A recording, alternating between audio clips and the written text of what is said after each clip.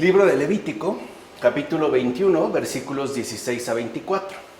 Habla a Aarón y dile: en las sucesivas generaciones, nadie de tu descendencia que tenga un defecto físico podrá acceder a ofrecer el alimento de su Dios. No podrá acceder ningún hombre que tenga un defecto físico. El sacerdote que sirve al Señor ha de ser sin tacha alguna, y por ende no deberá tener ningún tipo de defecto o mancha. Recuerden que no podemos quedarnos única y exclusivamente en el sentido literal o primario que nos ofrece la Escritura. Hay que entender realmente a qué se refiere este señalamiento, incluso esta prohibición, que ni siquiera apelaría a una especie, en todo caso, de purismo adjudicado, por ejemplo, dada la situación, a la figura del sacerdote. Porque ¿quién es entonces el sacerdote perfecto sino el Señor Jesucristo? Que en efecto cumple todos y cada uno de los requisitos debidos. O sea, se está dando un sacerdocio, recuerden, en base a la familia, ¿no?, de Aarón, que son los que están ejerciendo esta función, pero en términos de algo estrictamente provisional, ya que los requisitos solicitados, por ejemplo, el ser sin defecto, mancha, etcétera, sin algún tipo, pues, de cuestión señalable, ningún ser humano por sí mismo lo puede cumplir. Solo aquel que siendo Dios se ha hecho hombre, en este caso el Señor Jesucristo. O sea, se apelaba pues a esta línea de continuidad desde el sacerdocio inicial al consumado por el Señor, en tanto Él sí sería pues el sacerdote perfecto. O sea que también se está indicando, como afirma Orígenes, en la exhortación al martirio, que la base del sacerdocio, y esto es algo muy importante de tener en cuenta, la base del sacerdocio, repito, radica en Él y solo en Él. De ahí es donde emana la verdadera base, el fundamento esencial del sacerdocio. En pocas palabras, ¿por qué hay sacerdotes? Por Jesucristo. Él es la verdadera base fundamental de este sacerdocio, porque solo Él cumple todos y cada uno de los requisitos que se han estado señalando ya, de hecho, desde el libro del Éxodo. Y en particular, como lo hemos estado viendo aquí, en el libro del Levítico. Es gracias a Él y por participación en su respectivo sacerdocio, es decir, por gracia, que los sacerdotes pueden ejercer su respectivo ministerio. Capítulo 22, versículos 1 a 16. Ningún profano comerá las cosas santas. Si por inadvertencia alguien come una cosa santa, restituirá al sacerdote la cosa santa y añadirá un quinto. No se profanarán las cosas santas de los hijos de Israel, que son ofrenda reservada para el Señor, porque al comerlas cargarán con una falta que ha de ser reparada. Yo soy el Señor que los santifico. ¿Qué tenemos en este caso? Esto es ya un preanuncio de la Eucaristía y por tanto un preanuncio de la debida reverencia que merece. O sea, aquí ya se está dando una indicación de aquella comida que va a ser ofrecida por parte de Dios mismo. Por eso el apóstol nos enseñó que nosotros tenemos que comer la Eucaristía del Señor con cautela, justo para que no comamos nuestra propia condenación. No debemos, pues, profanar el pan santo que se nos ofrece. O sea, no podemos tomarnos a juego la Eucaristía, ya que incurriríamos, evidentemente, en un acto de profanación. Hay que tomarlo muy en serio tal y como es. De hecho, fíjense, si incluso la ignorancia, como dicen, no, si alguien lo comiera, por ejemplo, por descuido, tiene que llevar a cabo una reparación. Si incluso la ignorancia se condena bajo la ley, que es lo que aquí se está señalando en estos versículos, cuanto más, pues no será condenado por el Evangelio el tener ya conciencia clara de estas cosas, como afirma Jerónimo en el diálogo contra los pelagianos. O sea, puede ser que en este caso primario del Antiguo Testamento, la cosa está presentada como entre sombras. Todavía no ha llegado la luz que todo lo ilumina. Y aún así hay ciertamente señalamientos que apelan a una corrección muy particular en ciertos casos. ¿Qué nos sucede en el caso del Evangelio, donde ya está la luz expuesta? Donde ya sabemos ciertamente de qué se trata. Por eso es tan fundamental que nosotros nos tomemos muy en serio las exigencias mismas del Evangelio. Capítulo 22, versículos 17 a 33. No ofrezcáis nada con defecto, pues no sería aceptado. Cuando nazca un ternero, un cordero o un cabrito, permanecerá con su madre 7 días. Y a partir del día 8 será aceptable como ofrenda consumida en honor del Señor. No inmolaréis en un mismo día o un toro o un cordero junto con su cría. Cuando ofrezcáis al Señor un sacrificio en acción de gracias, habréis de ofrecerlo de manera que os sea aceptable. Lo comeréis en el mismo día, sin guardar nada para la mañana siguiente. Yo, el Señor. Mira, nada hay sin causa. En efecto, si la leche fluye en la que ha dado a luz, o sea, si por ejemplo la que ha dado a luz todavía presenta ya, o más bien está presentando en este caso el efecto de la lactancia, es para alimentar a sus crías.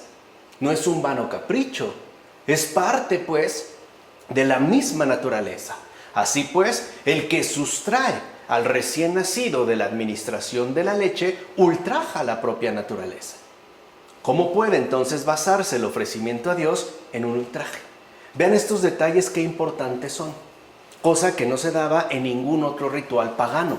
Aquí sí, lo ofrecido al Señor no puede estar basado en un ultraje. Por eso el Señor es claro al respecto al impedir que se ofrezca, por ejemplo, un cordero recién nacido. Por lo menos dice que se le deje 7 días junto a su madre. Ya después se podrá destetar, pero en ese momento no. Por eso afirma este padre de la iglesia: ruborícense pues los griegos y cualquier otro que contradiga la ley, ya que ésta es benigna incluso en los cuidados de los animales irracionales. O sea, la ley, en este caso, ¿no?, expuesta en el Antiguo Testamento, nunca va a ultrajar la propia naturaleza, no va en contra de la naturaleza, no está basada en una contradicción de esta. Lo vemos en el hecho de que incluso es muy respetuosa con los cuidados de los animales irracionales. En cambio, aquellos, es decir, los profanos, llegan incluso a exponer a los recién nacidos de los propios humanos y con ellos ultrajan sin vergüenza alguna la naturaleza. Algo que varios padres de la iglesia denunciaron ya en su momento. O sea, el hecho de sacrificios que hacían con bebés recién nacidos, cometiendo con ello un debido ultraje. Incluso algunos eran extraídos directamente del vientre para ofrecerlos en algún tipo de ritual pagano, cometiendo con ello una profanación. Son varios los padres de la iglesia, repito, que hablaron abiertamente de esta situación. San Juan Crisóstomo, San Gregorio de Niza y otros tantos. Por eso, desde hace tiempo, con profética monición, la ley reprimía la brutalidad de aquellos mediante el mandamiento aquí indicado. ¿Cuál es el mandamiento? Dejar al pequeño con su madre. Cosa que, como menciona este padre de la iglesia, algunos profanos no respetaban, puesto que realizaban sus respectivos rituales con bebés recién nacidos. En consecuencia, si la ley prohíbe separar a los animales pequeños de sus madres antes del destete, mucho más en el ámbito de los seres humanos, la ley prepara el remedio frente a aquella disposición cruel y salvaje. Así pues, si no ya por disposición natural, que al menos entonces no la desprecien por sana instrucción. O sea, reconozcamos que en la ley, como afirma el gran Clemente de Alejandría en sus Strómata, si no reconocemos por mera disposición natural lo que nos está transmitiendo la ley, al menos que no sea despreciada, puesto que se trata de una sana instrucción. De hecho, la ley, como hemos visto desde el principio, es justamente este criterio recto para poder solventar toda aquella crueldad y salvajismo que el paganismo había desatado desde tiempo atrás. O sea, se está dando como una corrección. Capítulo 23, versículos 1 a 14. Habló el Señor a Moisés y dijo: habla a los hijos de Israel y diles: estas son las solemnidades del Señor en que convocaréis asambleas santas. Estas son mis solemnidades. El día primero convocaréis asamblea santa y no haréis ningún trabajo servil. Vean cómo el Señor está dando como detalles, ¿no? Detalles de todo lo que debe configurar, en esencia, la estructuración de su propia vida. La observancia carnal del sábado y las demás prescripciones y solemnidades se dieron a los judíos como ritos llenos de simbolismo. Ya dijimos, ¿no? Son símbolos en tanto apuntan a otra cosa aún por venir, a algo todavía mayor. Aquí se ve la provisionalidad de la ley, que en efecto está orientada hacia el advenimiento del Señor. En efecto, como ya sabemos, se les impuso un cierto descanso. Pues bien, haz tú lo que simboliza aquel descanso, pues el descanso espiritual es la tranquilidad del corazón. Es justo a lo que se está, en este caso en particular, invitando. ¿Y de dónde proviene la tranquilidad del corazón? ¿Qué es el verdadero descanso espiritual? Pues de la serenidad que aporta la buena conciencia. Si tú haces bien lo que te corresponde, tendrás esta serenidad, que justo te será aportada a partir de tu buena conciencia, y con ello podrás adquirir la tranquilidad del corazón. O sea, sería, digamos, en esta línea, ¿no?, de complementación que se estaría alcanzando el verdadero descanso espiritual. En conclusión, y es esto a lo que se apela en términos simbólicos, pues quien no peca es quien observa verdaderamente el sábado, y por ende aquel que renuncia a todo tipo de trabajo servil. O sea, no podemos quedarnos en un planteamiento meramente material. Por ejemplo, pensando que el descanso consiste, ¿no?, el descanso sabático, en no realizar ningún tipo de actividad exterior. Eso no es lo esencial. A lo que el Señor nos está invitando es a renunciar a todo tipo de trabajo servil. Y esto solamente se alcanza por medio de la renuncia a pecar. Y por ende, por medio de la opción libre por el bien permanente. Esto es lo que va a significar verdaderamente el sábado. ¿De qué me sirve ser injusto o cometer un montón de injusticias si cumplo, ¿no?, ritualmente el sábado indicado, pero sin la tranquilidad del corazón? O sea, sin la serenidad que aporta la buena conciencia, como afirma Agustín en un sermón. Capítulo 23, versículos 15 a 22. Desde el día siguiente al sábado, día en que hayáis traído la gavilla para el balanceo ritual, contaréis 7 semanas enteras. Habréis de contar 50 días, hasta el día siguiente al séptimo sábado. Entonces ofreceréis una oblación nueva al Señor. Traeréis de vuestras casas 2 panes cocidos con levadura, cada uno de ellos de 2 décimos de flor de harina, para el balanceo ritual ante el Señor. Son las primicias para el Señor. Cuando recojáis la cosecha, no espigarás después de haber segado. Se ofrecían 2 panes de las primicias de las nuevas mieses, porque la iglesia es precisamente la que recolecta a los 2 pueblos. Por eso se hablaba del ofrecimiento de 2 panes, la cual, ¿no?, digamos, este ofrecimiento se alcanzó plenamente consumado por medio de la iglesia, en tanto recolección de los 2 pueblos. En efecto, la iglesia es la única que ciertamente santifica a judíos y gentiles. Recuerden que la iglesia efectivamente es la unificación y por ende también la santificación de los 2 pueblos, judíos y gentiles. De hecho, tanto los judíos como los gentiles son consagrados a su Redentor en una nueva familia, que es lo que el Señor ha realizado a través de su respectiva encarnación, como afirma Beda en las homilías sobre los evangelios.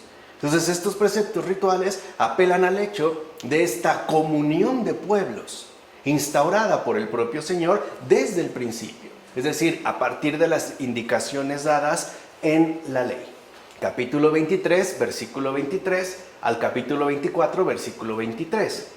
El día 10º de este séptimo mes es el día de la expiación. Tendréis asamblea santa. Habla a los hijos de Israel y diles: el día 15 de ese mes séptimo y durante 7 días celebraréis la fiesta de las tiendas en honor del Señor.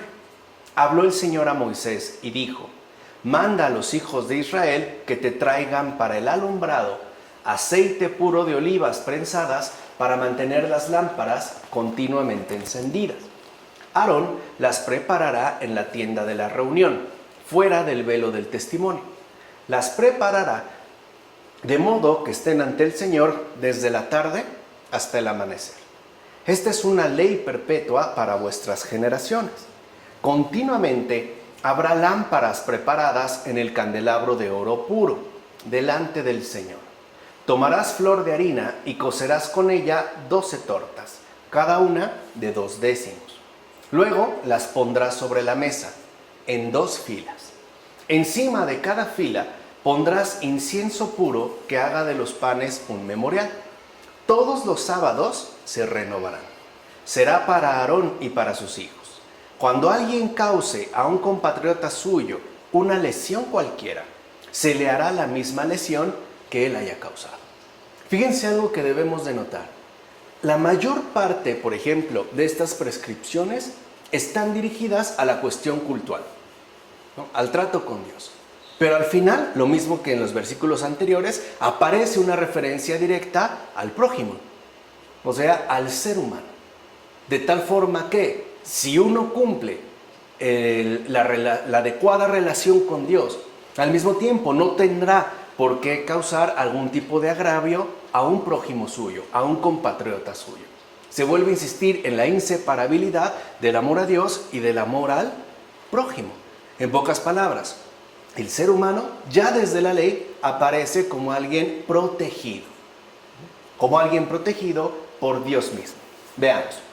Los 12 panes de la mesa del tabernáculo son los 12 apóstoles y todos los seguidores de su doctrina en la iglesia, que va en la misma continuidad de las 12 tribus de Israel. Estos 12 patriarcas, los 12 patriarcas que dan pie a las 12 tribus de Israel, van a ser, digamos, suplantados, ya llegado el momento, por los 12 apóstoles, los cuales a su vez instaurarán una línea de continuidad en base al seguimiento de la doctrina establecida en la iglesia.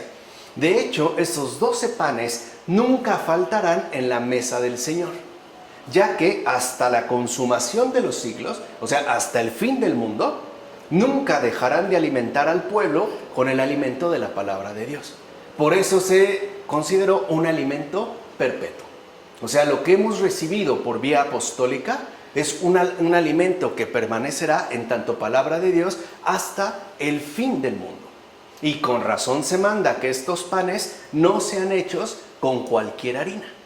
O sea, no se pueden elaborar a partir de cualquier cosa, sino de flor de harina, que es lo más fino que se puede encontrar, ya que los que administran a otros la palabra de vida deben estar basados en el fruto de las virtudes, es decir, según el testimonio que dan sus obras de lo que predican. Deben de mantener una línea perfecta de coherencia. No, por eso no cualquiera es apóstol, o mejor dicho, no cualquiera ha sido apóstol, sino aquellos en los que se basa nuestra respectiva tradición, y que, como bien sabemos, fueron 12. Así pues, con la misma intención, se manda a colocar 2 filas de 6 panes sobre la mesa para manifestar la unión en la caridad de la comunidad, que si se dan cuenta es justo el punto que se había establecido en los versículos anteriores, como afirma Beda sobre el tabernáculo. La necesidad de alcanzar finalmente esa común unidad entre los dos pueblos, los gentiles y los judíos. Aquellos a los que el Señor ha llamado de manera directa, el pueblo judío, y aquellos que no han sido, digamos, llamados de esa manera vía elección, en general los gentiles. Por eso se colocan de manera paralela unos junto a otros, hasta lograr alcanzar justo en la mesa la unión en esta caridad, que se expresa justo en tanto comunidad. Por eso aquí podemos hablar de 2 cosas en específico. Por un lado, la iglesia sería la conjugación de estos 2 panes plenos de los 2 pueblos en tanto verdadera comunidad, y la única mesa que los logra reunir, que es la mesa de la Eucaristía, el pan del Señor. O sea, la verdadera unión de los pueblos es realizada por Dios, no es una cosa meramente humana. Por otra parte, en el hecho de poner incienso puro sobre los panes se simboliza la virtud de la oración. Recuerden que el incienso es básicamente para quemarse y para que de ahí se desprenda una fragancia, ya que los oferentes presentan ante el Señor tanto el ministerio de su predicación como el intenso amor a su labor encomendada. Por eso el salmista nos enseña que el incienso simboliza la oración cuando dice: llegue mi plegaria a tu presencia como incienso, en el Salmo 141. De hecho, se coloca sobre los panes un incienso puro como testimonio de la ofrenda en honor del Señor, cuando la oración pura acompaña la piadosa acción y doctrina de los santos.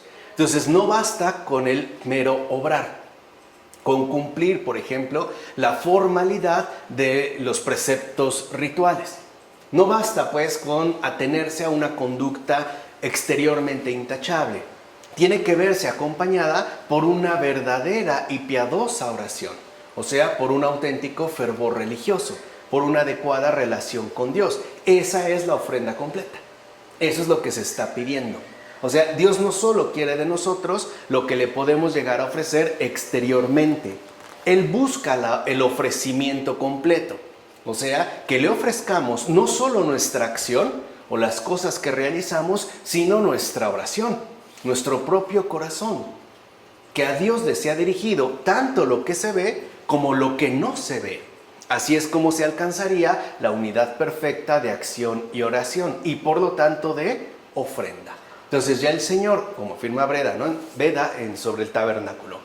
Como ya está afirmando el Señor dentro de estos versículos, es importante tener en cuenta en qué consiste la verdadera ofrenda. No solo es dar algo, sino que hoy diríamos, en otros términos más actuales, consiste también en darse a uno mismo por medio de nuestra oración, por medio de nuestra respectiva entrega a Dios. Ahora bien, se manda que los panes sean renovados cada sábado. ¿Por qué los panes que habían sido colocados deberán ser relevados en el orden mismo de la predicación? Es decir, cuando dejan a otros el mismo afán de predicación para seguir adelante. Quiere decir que sí hay relevo en la predicación. Lo vemos, por ejemplo, a través de los padres de la iglesia. Aparecen unos, hay una renovación, después aparecen otros. Por ejemplo, los grandes renovadores de la teología católica y por ende del verdadero cristianismo, serían los grandes teólogos del siglo XX. Aquí vemos una nueva renovación. Por eso la mesa del Señor nunca está vacía de pan. Nunca le falta pan, ya que un pan es sustituido por otro cuando la iglesia, a través de la sucesión de los ministros de la palabra, hace que nunca falten quienes enseñen tanto la fe de la piedad apostólica como la pureza de las obras con palabras y acciones. Entonces hay quienes, por ejemplo, enseñan más o se enfatizan más en la fe y hay quienes ponen mucha más atención, por ejemplo, en la pureza de las obras. En general, podemos decir que la gran diferencia entre Alejandría y Antioquía, ¿no?, que eran las grandes sedes literalmente de predicación del inicial cristianismo, es que en Alejandría, por tener una herencia más directa de toda la cultura griega, tendían más a un posicionamiento ciertamente intelectual. Ahí tendríamos, por ejemplo, a un Orígenes. En cambio, en Antioquía, el acento se ponía más en la dimensión moral. Y ahí tendríamos a un San Juan Crisóstomo. Cosa que, por ejemplo, San Clemente de Alejandría, a pesar de ser de Alejandría, tiene evidentemente una carga intelectual, pero curiosamente también le da un énfasis bastante especial a la dimensión moral.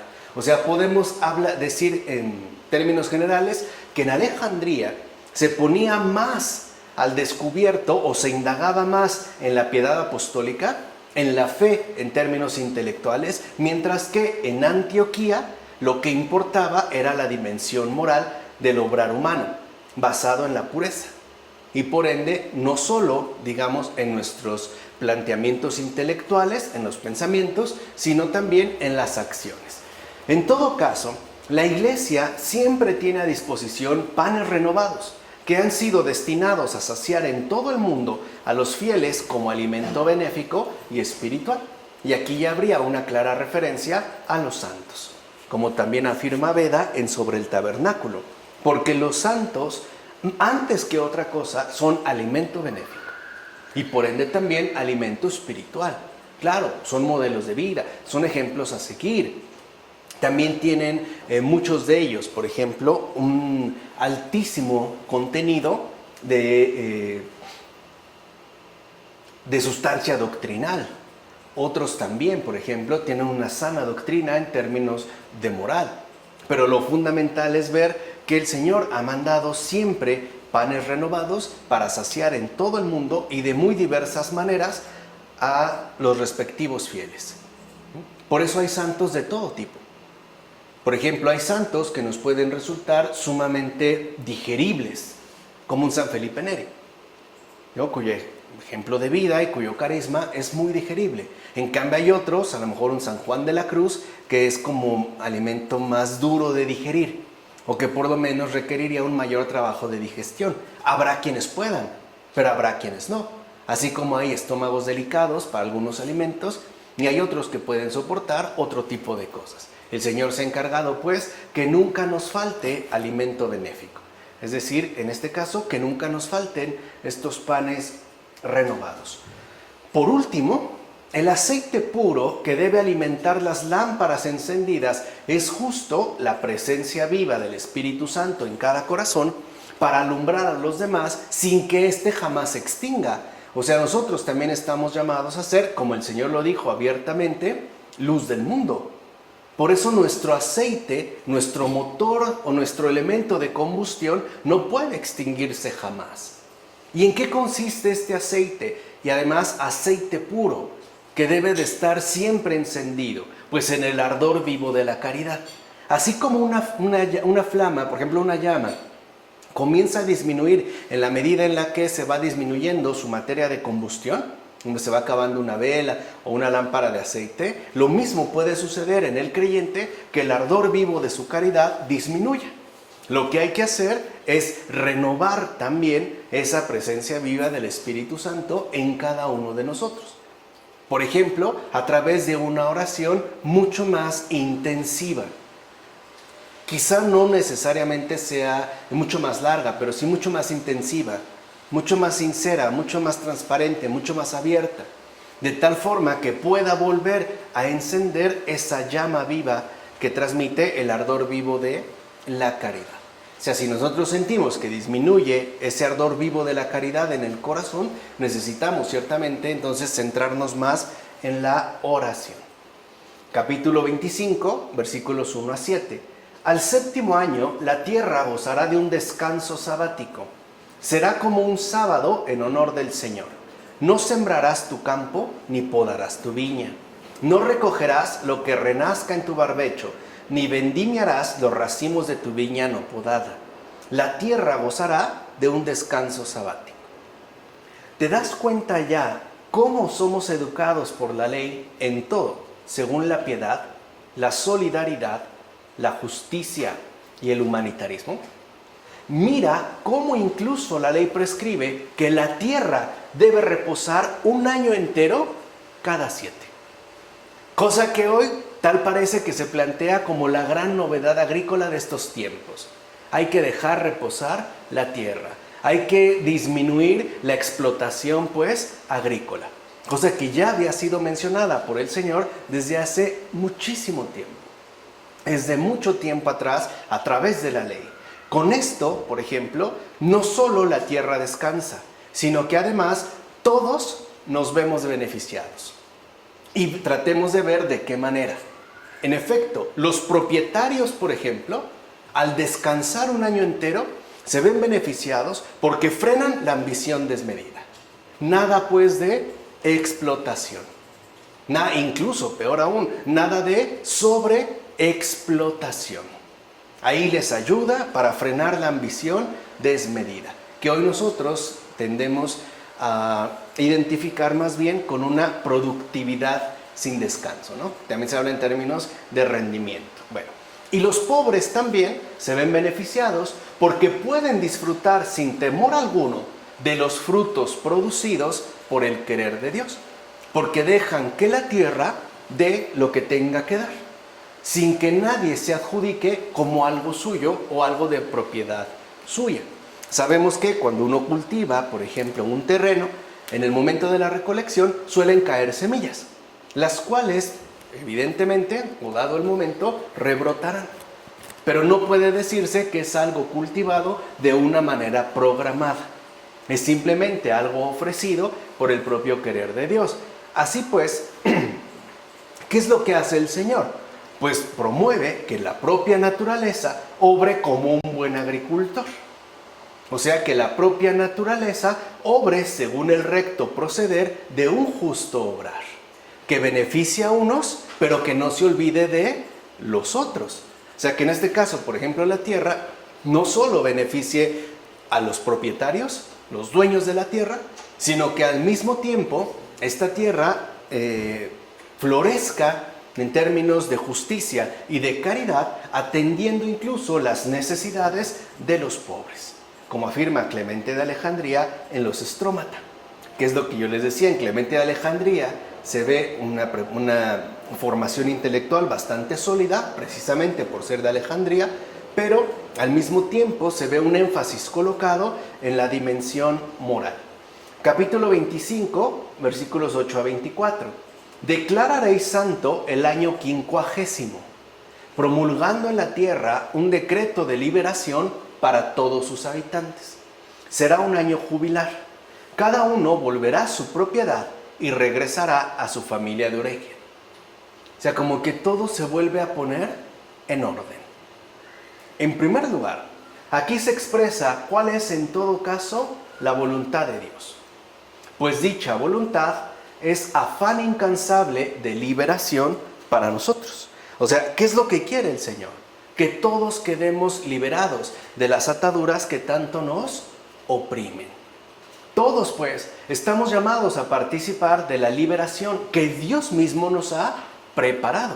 Una liberación que en los términos actuales llamamos sobre todo salvación. De hecho, con vistas a tal liberación, es que la voluntad del Padre ha dispuesto todos los siglos y todos los acontecimientos. Esto es algo ciertamente muy consolador. O sea, todo lo que sucede en el mundo, lo que ha sucedido desde el principio del mundo y sucederá hasta el fin del mundo, no es una mera casualidad, no es producto arbitrario del azar. Es algo que ha sido también designado según, ¿no?, la misteriosa voluntad del Padre en vistas a nuestra respectiva salvación. O sea que, aunque nosotros no lo comprendamos, porque nuestra fe es débil, todo ocurre para salvación nuestra. Sí, lo comprendamos, por supuesto. Todo, o sea, todo está, digamos, sucedido para la salvación, aunque nos resulte escandaloso. Por eso deberíamos de trabajar mucho más en la confianza y en la paciencia. Así como Dios es paciente con nosotros, también nosotros debemos de ser pacientes con Dios. Incluso podemos vivir la fe a la manera de paciencia con Dios, teniendo paciencia con Dios. O sea, el hecho de no precipitarnos en establecer, por ejemplo, juicios incorrectos o equivocados según nuestras propias percepciones o nuestras respectivas impresiones. No, hay que comprender ese designio de liberación que ha atravesado absolutamente, o que atravesará de principio a fin la creación en su conjunto. Es decir, según, aquí sí, sus inescrutables juicios y sus inexorables caminos, como afirma Orígenes en la oración. Porque no podemos decir que tenemos ciertamente claro el por qué suceden las cosas de esta manera y no de otra. ¿Por qué tantas guerras, por ejemplo? ¿O por qué tantos conflictos? ¿O actualmente por qué tanta violencia o asesinatos? ¿Por qué tantas pérdidas humanas? ¿Por qué tantas lágrimas derramadas? Evidentemente no lo tenemos claro, pero en fe sabemos que a pesar de que parezca que el mal lleva la delantera, en realidad ese propósito divino de salvación es invencible e inquebrantable. Lo primero que necesitamos entonces es paciencia. Así pues, la celebración del jubileo era como el establecimiento de una nueva vida. De hecho, con ello se indicaba aquella perfección que hemos de anhelar y esperar. En consecuencia, puede decirse que el año jubilar era figura del siglo futuro. O sea, se nos está invitando no solo a un reposo ciertamente momentáneo, sino a ese descanso definitivo que solo nos puede ofrecer la vida venidera. Ahí es donde se trataría del verdadero acontecimiento jubilar. Porque acuérdense que la palabra jubilar en efecto tiene que ver con júbilo. Es algo que está lleno de júbilo. Aquí, aunque fuera un año, uno la puede pasar bien en un año jubilar. Pero al final no es tanto el júbilo sabiendo de que se va a terminar y tienes que volver de nuevo a reincorporarte a tus respectivas labores. Cosa que ya no ocurre con la vida venidera. O sea, sería evidentemente figura de una dicha que al final solo Dios puede proporcionarnos. O sea, Dios nos quiere proporcionar algo que humanamente no podemos conseguir. No es algo que esté bajo nuestras posibilidades humanas, como afirma Basilio de Cesarea en una de sus cartas. O sea, lo que Dios nos está ofreciendo es algo que solo Él puede proporcionarnos. Por ejemplo, la verdadera paz del alma, que en esta tierra, sabemos, se puede alcanzar, pero con su respectiva limitación. Aquí podemos más o menos estar tranquilos, pero seremos otra vez devueltos a las agitaciones inevitables de este mundo. Lo mismo pasaría incluso, por ejemplo, con la tranquilidad del corazón o la buena conciencia. Puede ser que atravesemos periodos bastante prolongados de una conciencia tranquila, por ejemplo, de no haber incurrido en un pecado grave o por lo menos notorio, pero puede darse el caso de que esto suceda. Y entonces nuestra respectiva buena conciencia se ve perturbada y otra vez habría que recobrarla. Pero no podemos hablar de algo, digamos, como libre de cualquier tipo de afectación, por lo menos no mientras estemos en esta tierra. Por eso nuestra felicidad, aunque puede ser efectiva en esta tierra, es ciertamente limitada. O sea, en pocas palabras, hay momentos buenos, pero también hay momentos pues malos. Ninguno de los dos perdura. Y lo que el Señor nos está ofreciendo es algo libre de toda restricción. O sea, una verdadera dicha ilimitada, la bienaventuranza. Por otra parte, no es casual que el Salmo 50 se refiera al año del jubileo, donde se disolvían tanto los viejos contratos como las antiguas obligaciones. De hecho, se trata de un año de perdón para todos los habitantes de la tierra. Por eso también se refiere al día de Pentecostés. Acuérdense que se habló del año 50, o sea, en el año 50. Cuando, después de la ascensión del Señor, el Espíritu Santo descendió sobre los apóstoles para darles gracias y carismas. De hecho, con esto se concede el perdón de todas nuestras deudas en términos de pecados. Entonces, aquí ya se estaría hablando de estas dos dimensiones fundamentales. Por ejemplo, evidentemente hay un perdón que es terrenal, pero también hay otro perdón que es espiritual. Lo mismo podemos hablar, por ejemplo, en los términos del descanso. Hay un descanso que es terrenal y es importante, pero también es verdad que hay otro descanso y que es el espiritual y que evidentemente también es importante, incluso muy importante. ¿Cuál es más importante que el otro? Ninguno. Los dos no son estrictamente necesarios bajo nuestras condiciones estrictas de vida.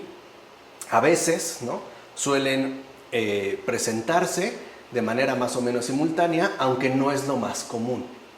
Por lo regular es que se vayan alternando. A veces un poco, por ejemplo, de descanso terrenal y a veces otro poco de descanso espiritual. Bueno, como afirma Casiodoro en el comentario al Salmo 50.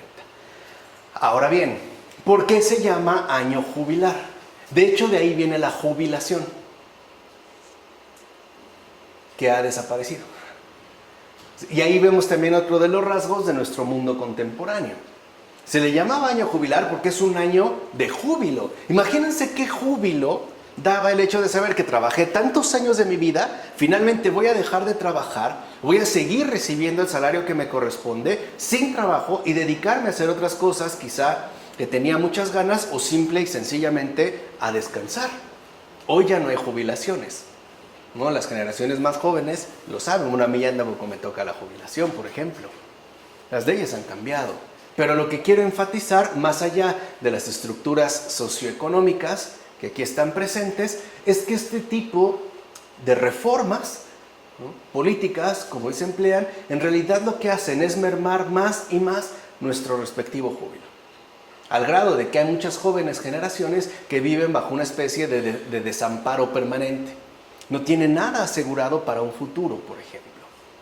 No tienen nada que les garantice algún retiro, por lo menos digno, más o menos. Ahora parece que cada quien se tiene que arreglar por cuenta propia. En pocas palabras, somos una cultura muy caracterizada y cada vez más, lamentablemente, por ausencia de júbilo. No hay motivos que verdaderamente despierten en nosotros ese espíritu jubilar que llena al alma de gran alegría. Bueno, en este caso, porque se trata también de un gran acontecimiento de perdón. En efecto, en aquel año, el pueblo entero descansaba del trabajo. Se cancelaban las deudas y los esclavos se volvían libres. Imagínense que eso pasara actualmente. Sería una maravilla. O sea, tratemos, por ejemplo, nada más de concebirlo, ¿no? De hecho, lo más importante de todo era que a lo largo de ese año todos alababan y daban gracias a Dios. ¿Ahora entienden por qué les mencioné lo de hace un momento? Mientras menos júbilo, menos alabanza a Dios. Menos gracias a Dios. Al contrario, más reproches a Dios. Más insultos a Dios. Más olvido de Dios. Por eso no es casual que este mundo se empeñe tanto en arrebatarnos sistemáticamente los motivos de júbilo. Precisamente por eso ese año significa la tranquilidad de la paz suprema. Ese es el significado. La cual en efecto es prefiguración de aquel momento donde por fin cesarán todos los trabajos y afanes de este mundo. Y serán perdonadas las deudas de todos los pecados. Y por ende, todo el pueblo de los elegidos se alegrará eternamente tan solo por la contemplación de Dios. Ahí, así se cumplirá la voluntad de Dios según su más íntimo deseo de Señor y Salvador. Vemos cómo se da una preparación terrenal finalmente para lo definitivo celestial, como afirma Beda en las homilías sobre los evangelios. Así pues, es claro ya que por el Nuevo Testamento sabemos que la gracia del Espíritu Santo es el verdadero jubileo, ya que solo su gracia es aquello que nos brinda la bienaventuranza futura, que es justo lo que se está mencionando, de algo que no tenga que ser, como les había dicho, necesariamente renovado una y otra vez, una y otra vez. ¿O acaso no es verdad que solo la posesión del Espíritu Santo es lo que nos conduce al verdadero descanso y gozo eterno? Como afirma Beda en Sobre el Tabernáculo. Por eso recordemos que cuando Jesús ya se aparece como resucitado a sus apóstoles, lo primero que les da es el Espíritu Santo. Reciban el Espíritu Santo. Es decir, les ha sido concedido el verdadero descanso y el gozo eterno. ¿Para qué? Para que a su vez lo repartieran en el mundo entero. Y por eso también es algo que nos corresponde en tanto bautizados, si es que verdaderamente pertenecemos o formamos parte de la tradición apostólica. ¿Qué debemos transmitir a los demás? Verdadero descanso. Ese gozo eterno de la presencia de Dios en este mundo. Eso también podría ser un acontecimiento jubilar. Algo que llena de júbilo. Cuando alguien experimenta en carne propia, a través de otro, el verdadero descanso. Por ejemplo, la salida a sus problemas. La palabra indicada que necesitaba para tener claridad sobre tal o cual asunto. Y ese gozo eterno de saber que Dios existe, se preocupa por mí y se ha hecho manifiesto en mi vida. ¿Cómo en este caso en particular? Pues a través de alguien. A través justo de esta sucesión. Por eso vemos cómo la donación del Espíritu Santo a los apóstoles no solo significa un hecho aislado, que tiene que ver, por ejemplo, con el perdón de los pecados en términos formales. No, tiene que ver ante todo con algo más esencial, que es la vivencia misma de la presencia de Dios en este mundo.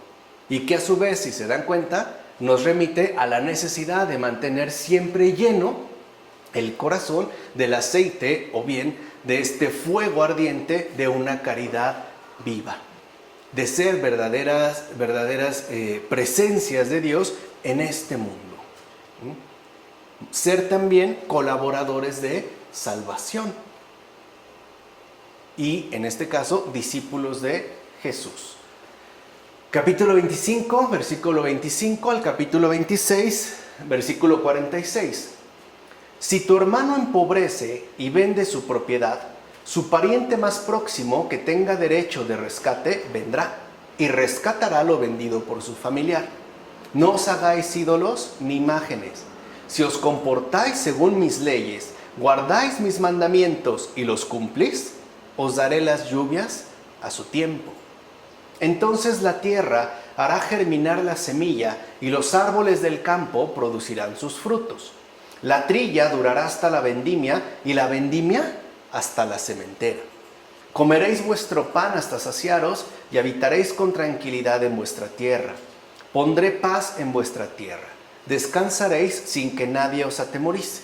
Exterminaré de la tierra los animales dañinos, y la espada no pasará por vuestros términos. Perseguiréis a vuestros enemigos y caerán ante vosotros a filo de espada. 5 de vosotros perseguirán a 100 de ellos, y 100 de vosotros a 10,000. Caerán vuestros enemigos a filo de espada. Volveré mi rostro hacia vosotros y os haré crecer. Os multiplicaré y consolidaré mi alianza con vosotros. Comeréis lo almacenado de las cosechas anteriores y arrojaréis lo viejo para dar lugar a lo nuevo. Pondré mi santuario en medio de vosotros y todo mi ser no os rechazará. Caminaré en medio de vosotros. Yo seré vuestro Dios y vosotros seréis mi pueblo. Yo soy el Señor vuestro Dios que os saqué del país de Egipto para que no fuerais sus esclavos. Rompí las coyundas de vuestro yugo para que anduvierais erguidos. Pero si no me escucháis y no cumplís todos estos mandamientos, si despreciáis mis leyes y rehusáis mis normas de manera que no cumpláis cuanto he mandado, quebrantando mi alianza, yo también haré lo mismo con vosotros.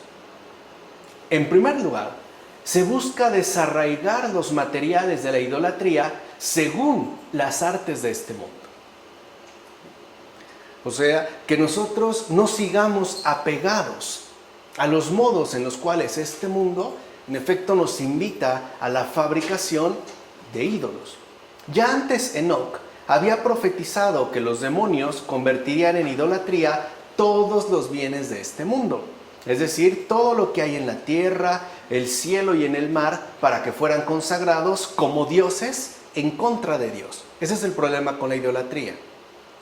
El problema con la idolatría de fondo es que fabrica dioses que de fondo van en contra de Dios, aun cuando se presenten con algo de carácter sagrado. En realidad no son más que invenciones en contra de Dios y peor aún, a partir de los propios bienes concedidos. La idolatría es usar la creación contra su propio creador. Así la ceguera humana adora todo, excepto al creador mismo de todo. La idea es entonces invertir el orden recto de la creación para volverla por medio del desvarío humano contra su creador. De tal forma que nosotros pongamos atención en todo lo que sea la creación, se adore cualquier figura menos en el creador mismo. En consecuencia, lo que se prohíbe es desviar la adoración debida únicamente a Dios, o sea, la idolatría, ya que ésta al final tiene como artífices a los espíritus malignos. Una convicción también muy frecuente y muy marcada en los padres de la iglesia, aquí como afirma Tertuliano sobre la idolatría. Los padres de la iglesia, por lo menos muchos de ellos, estaban convencidos de que la idolatría no era más que el artificio provocado por los demonios. No solo para mantener enceguecidos o esclavizados a unos poderes fantasiosos a los seres humanos, sino para provocar algo todavía mucho más grave. Ya dijimos, la inversión de la adoración de vida. En lugar, pues, de adorar a Dios, invertir estos bienes dados por Él en su contra. Poner a la creación misma en contra de Dios. Por eso consideraban que cualquier acto de idolatría era una obra demoníaca.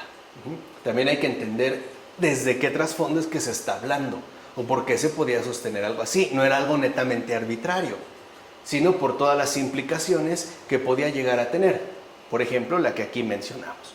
Ahora bien, si prestamos verdadera atención, veremos entonces que todos los bienes de orden material que se prometían a los judíos tienen en nosotros su cumplimiento con los bienes espirituales.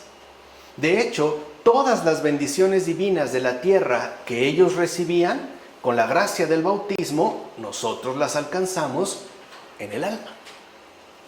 Por eso hemos de trabajar con todas las fuerzas, es decir, con la ayuda de Dios para que podamos recibir las bendiciones de Dios, como afirma Cesáreo de Arles en un sermón. O sea que también se da esta línea de continuidad entre lo material, que iba dirigido al pueblo judío, pero en términos simbólicos, o sea que también apuntaba a lo espiritual. Por otra parte, debemos tener en cuenta que el cumplimiento de la ley no necesariamente tiene una relación directa con el logro del pan común en abundancia. Pues, ¿acaso no comen también pan y en abundancia los impíos y los malvados? Aquí se está, cuestionando este modo arcaico de pensar, que de hecho ya también iba a ser sumamente discutido con Job. Este esquema arcaico de pensar es muy simple. Si te portas bien, te va bien. Te portas mal, te va mal. Y lo que está cuestionando Job es ese modo arcaico de pensar. Porque la queja de Job, o más bien la denuncia de Job, es ¿qué mal he hecho yo para que me vaya así? O sea, el justo también sufre, y el justo también padece, y al malvado también le va bien. Incluso podemos decir que muchas veces le va mejor que a un justo en esta tierra. Siguiendo esta línea, incluso podemos decir que los malvados comen su pan rodeados de placeres, de lujos. Y es más, ni siquiera rodeados de abundancia, de hiperabundancia. Así pues, debemos entender mejor a qué pan se refiere la bendición divina cuando dice, comer vuestro pan en abundancia. Recuerden que eso dijo la Escritura, comerán su pan en abundancia. Bueno, ¿de qué pan se trata? ¿De qué pan se está hablando? No puede ser cualquier pan, porque el pan material, incluso los malvados lo consumen, y a veces lo consumen mucho mejor que los justos, o en ciertas condiciones, ¿no? Mucho más destacadas, por lo menos más rodeadas de placeres, de abundancia, sobreabundancia y hasta de hiperabundancia. Bueno, ¿de qué pan entonces se trataría? Pues de aquel que dijo, yo soy el pan vivo que ha bajado del cielo, como afirma Juan en el capítulo 6, versículo 51. Este pan divino no solo alimenta el cuerpo, sino también el alma y en mayor abundancia. Los malvados no comen este pan, los justos sí. Y ese es un pan sobreabundante. Ya no se trata solamente en términos materiales, sino en términos espirituales. Por eso vemos que a veces los impíos, por ejemplo, toman el alimento con ganas y ansían hartarse. En cambio, los justos a veces pasan hambre. ¿O no San Pablo pasó hambre y sed? Sin embargo, ¿por qué dice Salomón que el justo come hasta quedar satisfecho? Como se afirma en Proverbios. Porque el alimento del justo no es algo que este mundo tan precario puede ofrecerle. No es solo el pan material. En efecto, solo los justos comen y disfrutan hasta quedar satisfechos del verbo de Dios, que es el pan de vida.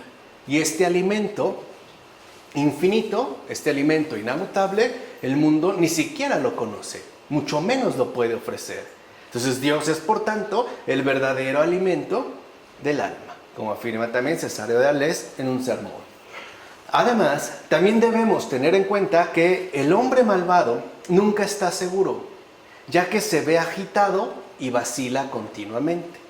Es decir, está zarandeado por cualquier corriente de doctrina, o bien está igualmente sacudido por la astucia y el engaño que lleva al error. En cambio, el justo guarda la ley de Dios y por eso habita tranquilo en su tierra, ya que el temor de Dios es lo que lo sostiene. De hecho, su espíritu está firme porque es Dios mismo quien lo levanta y lo sostiene. Aquí se ve también qué tan arraigados estamos o no en el Señor, qué tan fácilmente nos dejamos llevar por cualquier corriente de doctrina. Hoy que también somos un mundo, ¿no?, muy dado a la novedad. Creemos que algo es mejor por el simple hecho de que es nuevo, aunque no necesariamente lo sea. Somos como también idólatras de las novedades. Aquí no nos dejamos arrastrar y tampoco nos dejamos llevar por la astucia y el engaño que lleva al error. Así pues, sostenido por la fe, habita sobre la tierra robustecido, seguro y con raíces profundas, pues su casa está edificada en la plena seguridad que aporta la roca firme, Cristo, como afirma Cesarea de Arles en el sermón. O sea que el Señor también al fundar su iglesia nos quiere dar un fundamento que nos brinde una plena seguridad, porque se trata de una roca firme, de tal forma que aunque se desaten tempestades y vengan ventiscas terribles, no nos veamos arrastrados de un lugar a otro. O sea, no nos dejemos llevar tan fácilmente por cualquier viento de doctrina, por cualquier moda ideológica, por cualquier propuesta teóricamente innovadora. Que nos mantengamos pues firmes en la verdad. Ya después de esto se afirma: exterminaré de la tierra los animales dañinos. No se refiere a las bestias materiales, sino a las bestias malas que son espirituales. A estas sí, una promesa que también se nos ha concedido. Es decir, aquellas que el apóstol señala al decir los espíritus malignos que están en los aires, o sea, los demonios. Estas pues son las bestias que el Señor exterminará. Así pues, el cumplimiento de los mandamientos promete acabar con esas malvadas bestias ya incluso en la propia vida, no solo hasta el final, en el juicio final, sino ya desde antes, desde aquí. Y si quieres conocer además a la bestia mala, escucha al apóstol Pedro cuando dice: vuestro adversario, el diablo, como un león rugiente, ronda buscando a quien devorar. Resistidle firmes en la fe, como afirma en su primera carta. Y no es el cumplimiento de los mandamientos la resistencia que el apóstol Pedro califica de firmeza en la fe. O sea, no se trata de una especie de autoconvencimiento o una conciencia de estar en lo correcto. No, se trata de algo muy concreto: el cumplimiento debido de los mandamientos que se nos han indicado. Ahí se puede ver la firmeza en la fe. O sea, no es algo meramente subjetivo, es más bien una fidelidad a lo que se me ha dado. La firmeza en la fe no es como decir tan fácil: pues yo tengo mucha fe de que Dios me va a ayudar. Pues no, eso no es necesariamente firmeza en la fe.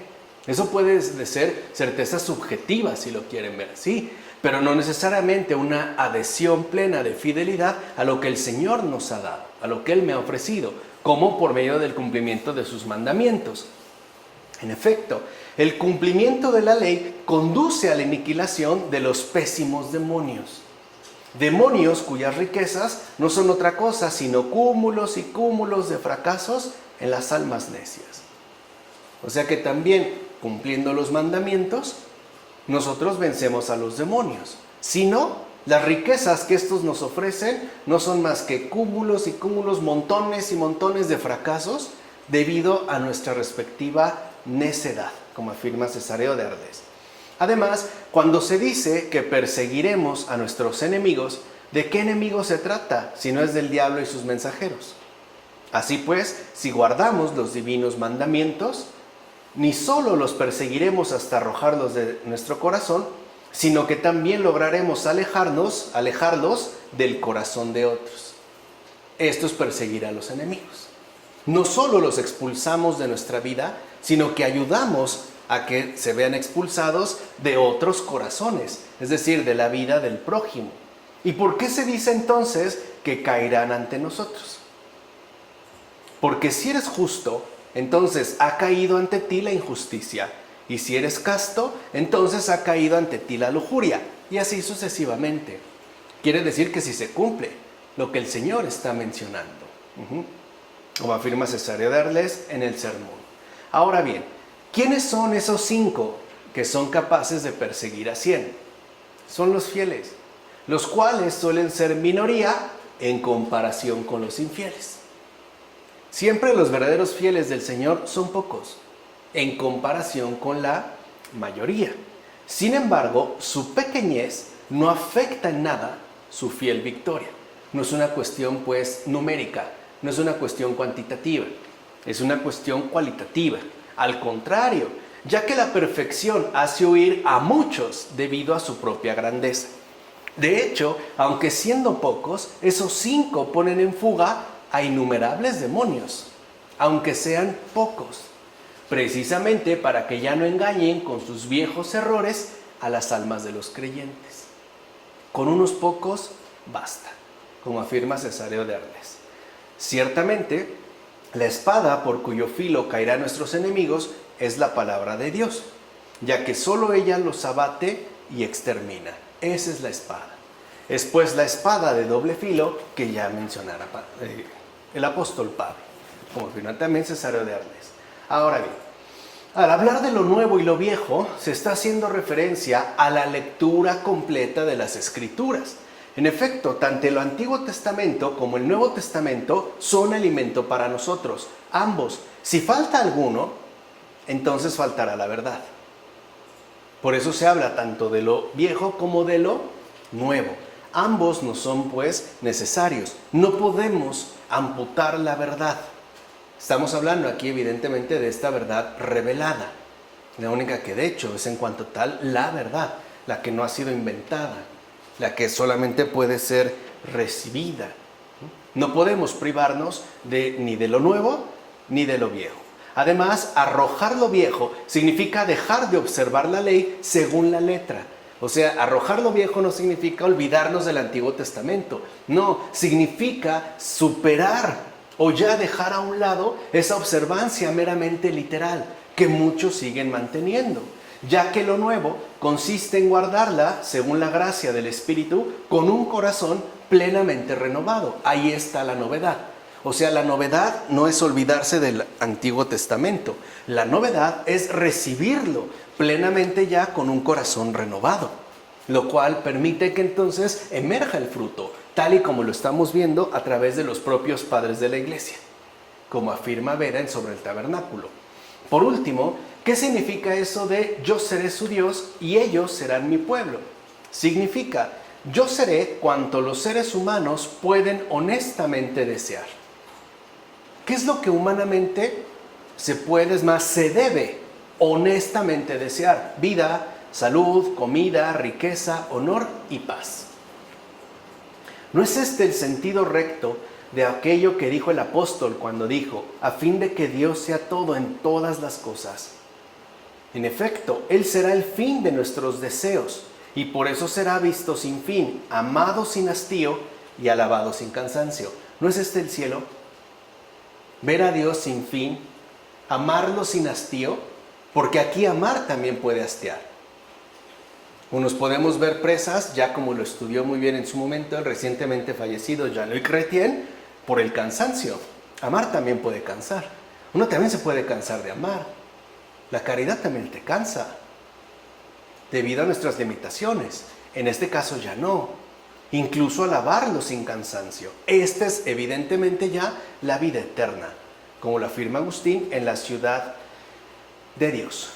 Y ya con esto terminamos finalmente el libro de Levítico, con el capítulo 27, versículos 1 a 34. Si se trata de un animal que puede ofrecerse al Señor, cuanto de él se haya ofrecido será cosa sagrada. Si alguien desea rescatarlo, tendrá que pagar su valor y un quinto más. Si un hombre consagra al anatema en honor del Señor algo que le pertenece, hombre, animal o campo, eso no podrá ser vendido ni rescatado, pues todo lo consagrado al anatema en honor del Señor es santísimo. Ningún hombre que esté consagrado al anatema podrá ser rescatado, sino que morirá sin remedio. El diezmo de la tierra, ya sea de las semillas o de los frutos de los árboles, pertenece por entero al Señor. Es cosa santa para el Señor. Quizá esto nos parezca difícil de entender, especialmente lo del diezmo de la tierra. No obstante, con esto se quería ir preparando el terreno para la exigencia aún mucho mayor del Evangelio. Recuerden que si nosotros ahora nos volvemos a preguntar ¿qué es la ley? Pues es un principio adecuado de perfección, es la base adecuada para acceder a la exigencia mucho mayor del Evangelio. No crean que disminuyó. Hay quienes ven la ley como muy severa, cuando la realidad es justo lo contrario. Si algo tiene severidad, en un sentido literal, es el Evangelio.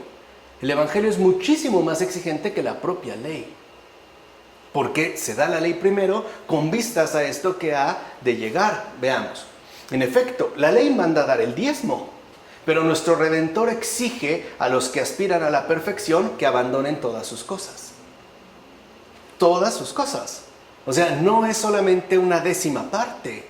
Esto puede ser pesado, pero realmente no es tan exigente como el abandono que pide el Señor de todas las cosas. Así pues, ¿de qué se trata? De un buen principio. Eso es lo que el Señor está dando, en pocas palabras, en todo esto que estamos ahorita abordando, que es el Pentateuco. ¿Qué es el Pentateuco? Un buen principio. ¿Qué es la ley del Señor? ¿Qué es la ley? Un buen principio. Es más, digámoslo como es. Bueno, esto lo afirma el gran Gregorio Magno en las homilías sobre los Evangelios. ¿Qué es el Antiguo Testamento? Todo el Antiguo Testamento es un buen principio para llegar a lo último y definitivo, que es justamente el Nuevo Testamento, es decir, el Evangelio. Es un buen principio. Si este buen principio no es asumido, no hay posibilidades de alcanzar la perfección evangélica. Sin este principio, pues, sin este primer principio, este buen principio, no hay un verdadero fin. No está el cumplimiento de este fin último que nosotros ya llamamos la buena nueva, es decir, el Nuevo Testamento. Es un buen principio, es una buena base. Por eso también en la Biblia las cosas empiezan por el principio y terminan por lo último, de Génesis a Apocalipsis. ¿De acuerdo? Vamos a dejarle hasta aquí. En nombre del Padre, del Hijo, del Espíritu Santo. Amén.